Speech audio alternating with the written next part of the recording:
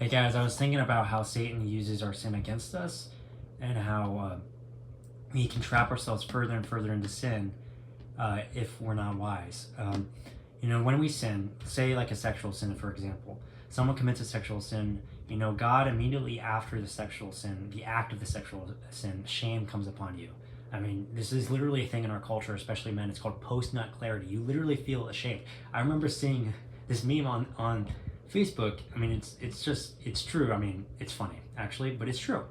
The guy said, he said, I no longer, like, he's dating a girl, he's texting her, I don't want to be your boyfriend anymore or something.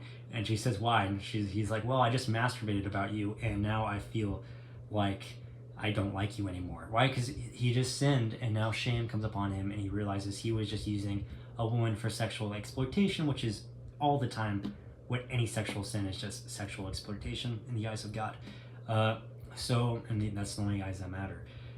So he feels ashamed, and when we commit sexual sin, we immediately realize that we've exploited the creation apart from God, and we feel very ashamed because of this, rightly so.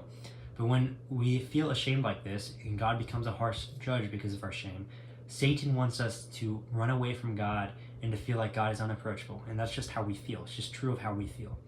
So if we act out from that place of fear, of self-isolation that we committed against God, then we're just going to further entice ourselves with deeper and deeper sin, and this is how repentance is stopped, because we become addicts to our sin. But after we commit the sin and we feel shame and isolation and disconnection because that's what we brought upon ourselves, that's what it means to sin, instead of listening to the accusation or even listening to the accusation, you just silence your soul and you just stay put, you stay steady, you stay calm, and you don't act out anymore. You just wait. And just like as Adam and Eve, ran away from God, hid behind the bush, but after some time had passed, God came walking back to them and sought them out, and they heard the voice of God, and God clothed them, and God helped them.